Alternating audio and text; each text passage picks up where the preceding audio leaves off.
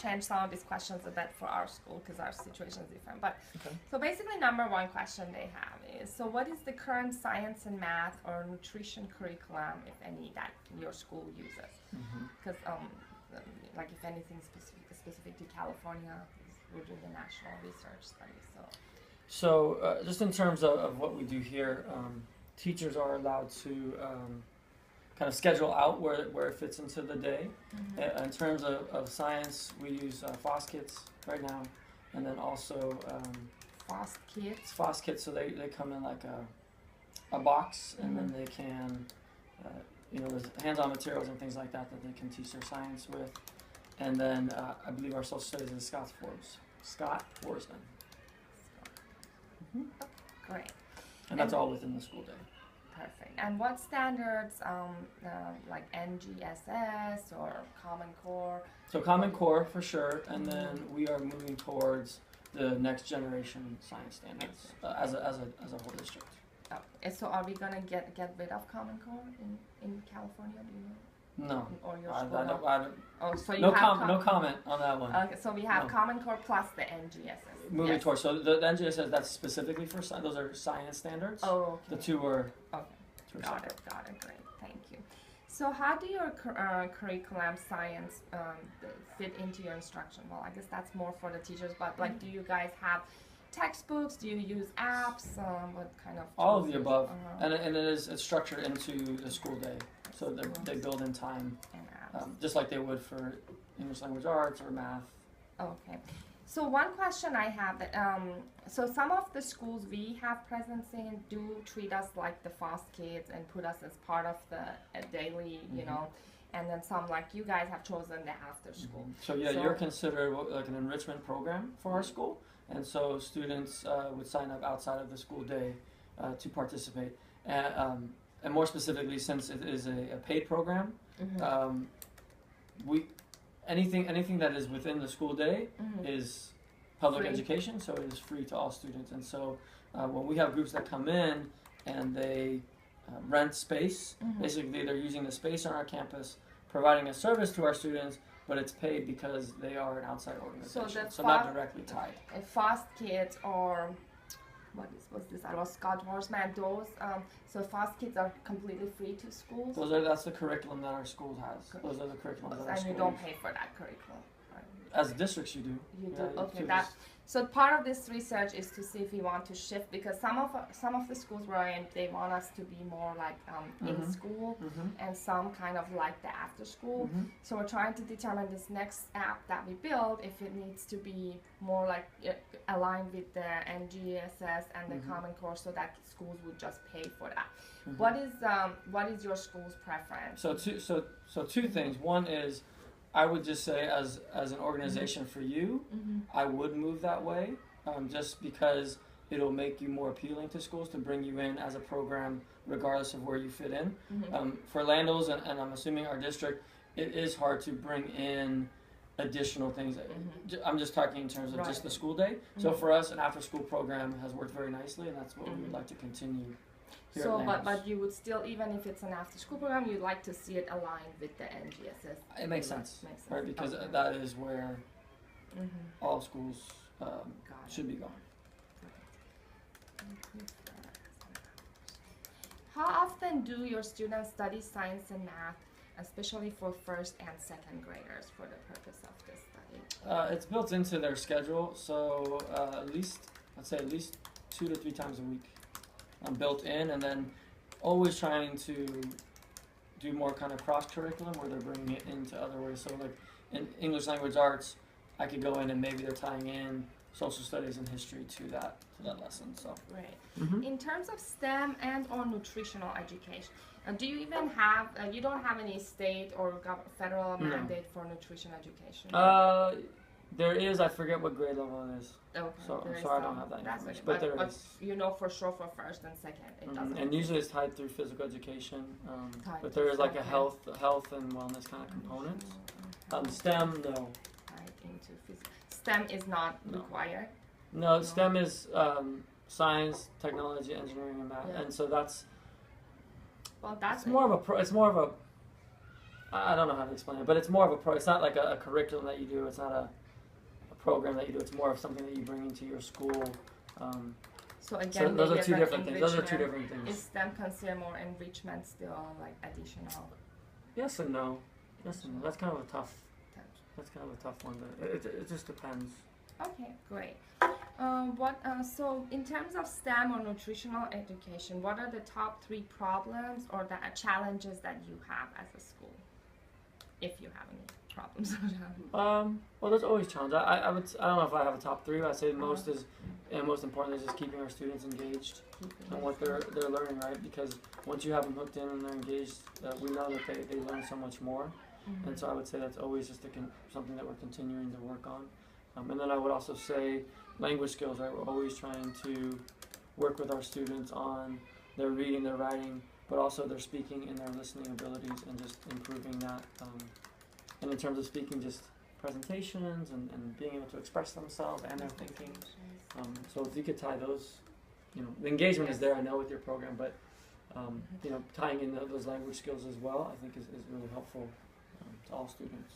That's actually nice to hear that about the engagement, because the program officer we spoke to yesterday, he said, he's like, can you try to see? He said, because I know you're trying to shift to STEM, like we're trying to include as much STEM, and he's like, but you have to talk to the schools, and if your customers say their biggest challenge is engagement, and their biggest challenge is the healthy cooking, like providing the health education, maybe you should drop the STEM and just focus on health. Yeah. But in your opinion, do you think but health isn't as exciting for students? I don't know. You know what I mean? Like, hey, we're making this because it's good for you. It's a lot different than trying to get into the science of it and things like that. And so, I don't know. I don't know if I would. That's what we're supposed to explore. So, in your opinion, it is. In my personal opinion, I don't want to jade your opinion. Is that what sets us apart from any other cooking program? Is that the incorporation of science in that? But what we're trying to discover here is that do schools really like that part, or do they really care, or is it us that are thinking, it needs to have STEM? What do you think? Do you think if you were just a pure cooking program, would you guys like it as much? Or? No, I think tying in STEM, and I think what it does is it opens up for you to be able to reach a more diverse range of students, because then there's other interests that you might hit on. This aspect may not interest them or engage them, but then when you start bringing in the science behind it, they might really get engaged and interested, right? So I think it just gives you, this is more just advice, but I think as an organization, it gives you more, a wider range of students, customers, however you want to. Great. However you want to think of it. Yeah.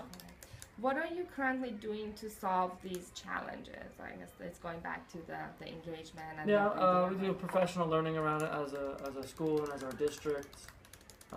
Always just trying to better our craft and continue to learn. Great, thank you. We know every classroom has different students of different abilities in terms of reading and writing and math and science. How do you teach STEM in a mixed ability classroom currently?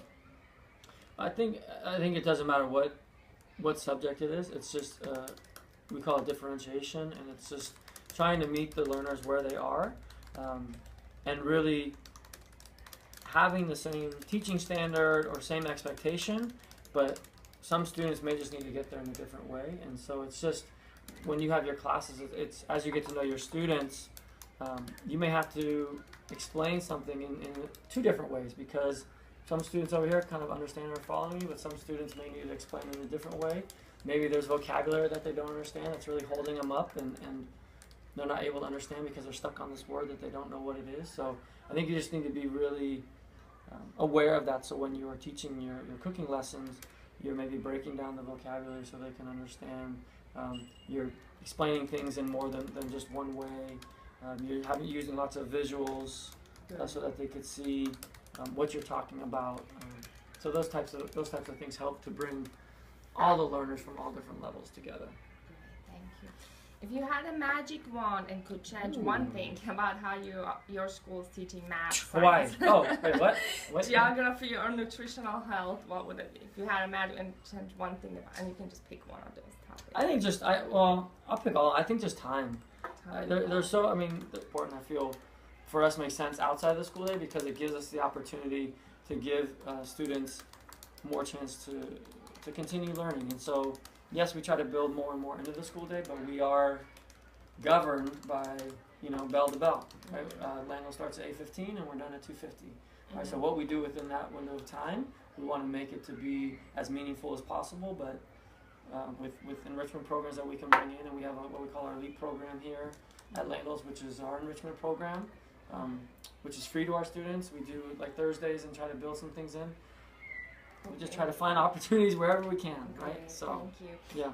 And I know you guys have Wi-Fi, Yes. but is that something you offer to all the classrooms? So we are one-to-one Chromebooks from grades 1st through 5th, and we have 2 Chromebook carts for kindergarten, and so those are shared. What is the Chromebook It's a laptop. Okay, versus a Chromebook that's like a tablet? Or you said you're one-to-one Chromebook, so that means Everyone has a laptop. We have the big cabinets in every classroom, the charging stations, and every student has a number attached to So a because laptop. when we want to build the next version, so one issue we have to build from scratch for the Chromebook, and that's why we need to prove to NSF that there's a need for rebuilding. Like a phone app, or well, yeah. Right now we have it on iPhone and iPad and Android. So now we're saying, hey, most schools are switching to Chromebook, so that's why I'm confirmed. And for Chromebook now, the app, does it need to be connected? It's like, could it work? Well, I mean, does the school offer the Wi-Fi, so the app, as long as it's connected to Wi-Fi, should work, or does it need to work offline for the classroom? Or like we're Wi-Fi. Wi-Fi. Okay. And what version of the Chromebook are you using? Do you know? I have no idea. Okay. So what are some other digital tools that you use to teach science, math? Like, I know you guys use SD Math. Is there any other apps that like the school buys that you know about? Yeah. Wow. Brain Pop. Rainy Pop. Yeah, we use that one. Khan Academy.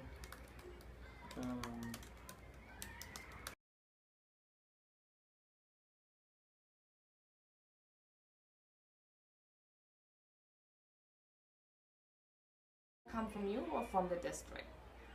When buying a new, like if you do switch. Like as a vendor coming in, there's a whole process. Yeah.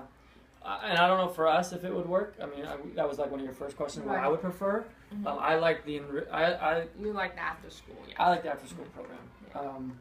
And there's something to be said about having the students in front. And I don't know where this is going, but in front of you, having the class, it's the hands-on. And I guess it's just the philosophical conversation of that balance between technology and then other ways the students are learning, because I mean, we can literally sit a student on a laptop and go through all of the subjects, and so as a parent, as an educator, we really do need to make sure we're always talking about that balance between how much screen time, right? I mean, is what people commonly say. So for me, I like the idea that it's there when I go and I see they have all the ingredients and the whole thing, and so no, that's kind of where I am. Okay, great. What would it take for you to adapt a new technology? I think it's the same thing. So there's a whole process. Yeah. If you currently use any mobile, do they have a teacher dashboard? Do you know if any of these things? No, we can look into that since you mentioned them, so we'll go check them out.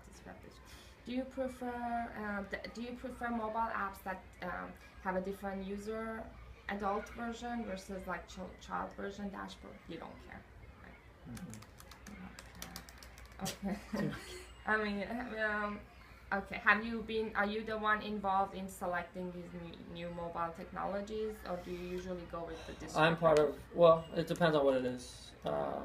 And what we have site funds, and then there's district funds. I think something like this would probably be more of a site funded, but and is that if you go that way. But is it like the teacher who comes to you and says, "Hey, this is a great tool," or is it you who kind of So take example like a free app that's out there. If a teacher thinks it's great, they would let me know, and then if it's really good, and then we could maybe have a share out at the staff meeting. But if it's something that's paid for, obviously the process is different. Yes. Okay, is your school, I think we have, this is kind of a repetitive question. Would you be able to connect us with another person in your school or district that might be useful for this discussion? Not this time. No, I mean, I think we're. Okay. All right. What should I? Okay. What should I have asked you that I didn't ask you? Well, my question. So, what is this information going to be? Like, how are my answers and my video? How is it going to be used? And Yes. So basically, I mean, you know, first of all, thank you so much for hosting us. So as you know, I was working a full-time job, SAP, totally not in education, and as this kind of fell into my lap, I volunteered to do one of these lessons at my daughter's school. And that school happened to be at the time Castro. And then the school kept asking me to go back. And then I kind of put together the concept. And then other people who had kids in other schools came to me and they're like, hey, can you come do this at our school? And I remember, that's how we met. Yes. And I was like, hey, I have a full-time job, you guys. Right. And so then I realized there was a need for this curriculum, the way I had put it together.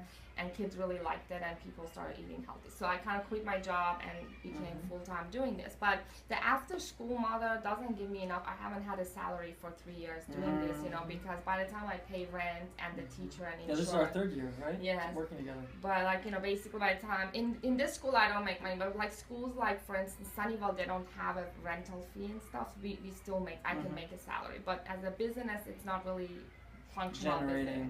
Like I can't. Yeah, I don't. The only people You're I basically can sustaining the program. The program, yeah, but it doesn't make money for me.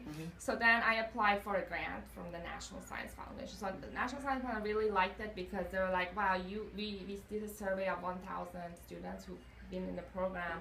And the survey results showed that the engagement in learning math and science, they went from like 30% of kids saying, I hate math and science, to like 100% saying, I love math and science now. So this research is now to measure two things, like, or three things I should say. Like how much math and science are they learning? Because we haven't measured that, so it's just been like, okay, engagement has risen, but what exactly are they learning? So we're building a new version of the app so we can track the data, so you can see what they're learning, and then also whether we want to shift this to be like something like an ST Math that we sell to schools, or we keep it as an after-school program. If it's gonna be an after-school program, I have to find ways how I can kind of survive, and you know, so if we proved through these, we have to do 30 of these interviews, and if let's say 30 schools say yes, if you make this into such and such, and then I can roll it in the classroom, then we would basically, then they would fund us. But in your situation, the conclusion of this interview is you like the after-school model. So we have to think of ways, you know, okay, if NSF doesn't give us money, like if all 30 of my interviews are like, I prefer after-school, I would never buy this app, then we have to think how we can make it commercialized as an after-school. So this is going to that organization who you're right, the proposing the grants. Will they be using it for any other purposes? No, not externally. It's just they have an internal site. They just don't want, like, I guess, entrepreneurs who receive the 200K to say, oh yeah, I talked to 30 people and they said this. Yeah. So this is totally private, just us. And don't use my video unless you ask me. Thank you. Yes. No, we won't. It's just these days, right? I mean, even kids. Yes. I was at the middle